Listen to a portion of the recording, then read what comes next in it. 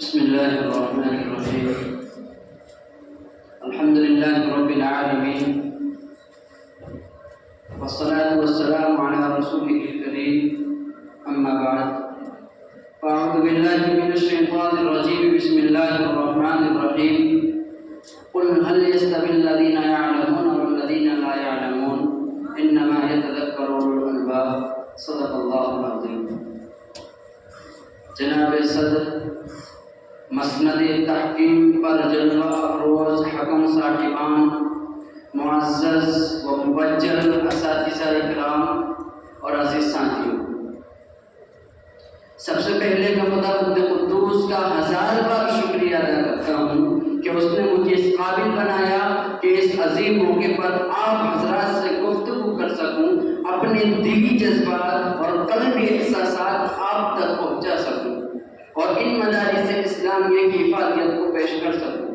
حضرات، اس وقت یہ مدارس آپ کے سامنے ہیں، کوئی جھوپڑوں اور چھپروں کی شکل میں، کوئی قلعے کی شکل میں، کوئی بہترین اور شاندار عمارتوں کی شکل میں، دراصل یہ سب کے سب اسلام کے مضبوط قلعے، یہ امت اسلامیہ کے دھڑکتے دل میں، یہ اخلاق و ایمان اور اخلاص و روحانیت کے سرچشمے ہیں۔ یہاں مردہ دلوں کو زندگی ملتی ہے، اخوت و ہمدردی، مساوات و رواداری کی تخم ریزی کی جاتی ہے، ان کے عقائد و افعال صحیح ہوتے ہیں۔ یہاں طلبہ کے اندر فکر آخرت پیدا کرنے کی کوشش کی جاتی ہے اور یہاں طلبہ کو آنے والی زندگی کے لیے ٹریننگ دی جاتی ہے۔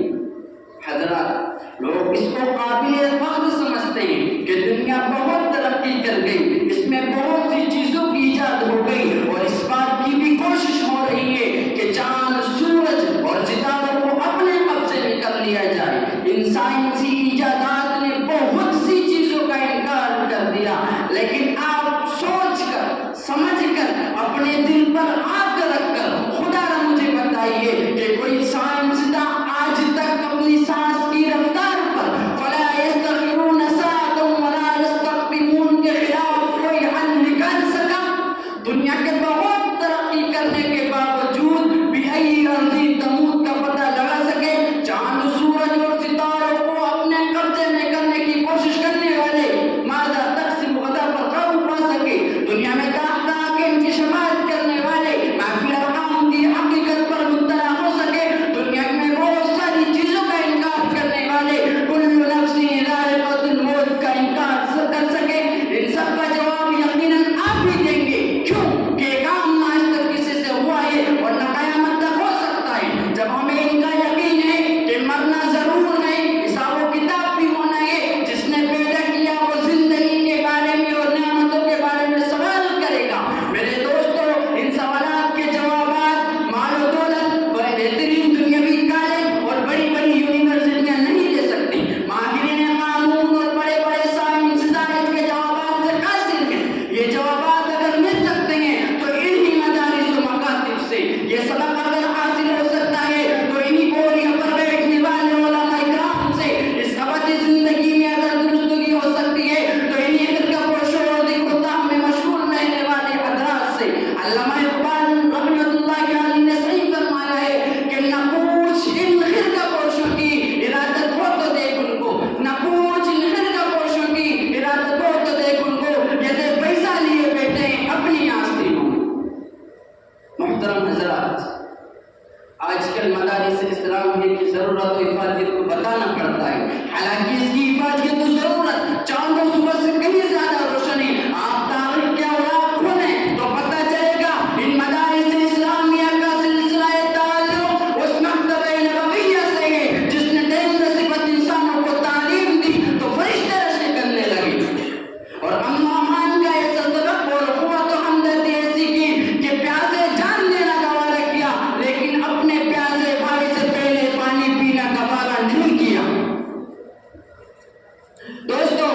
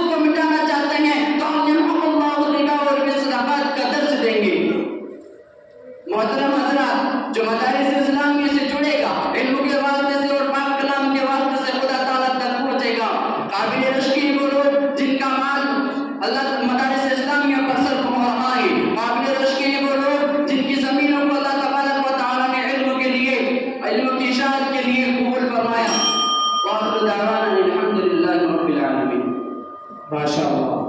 اب ہم فرح ثانی کے 5ویں مصنف محمد اشفاق کا نام پیش کرتے ہیں کہ وہ آئے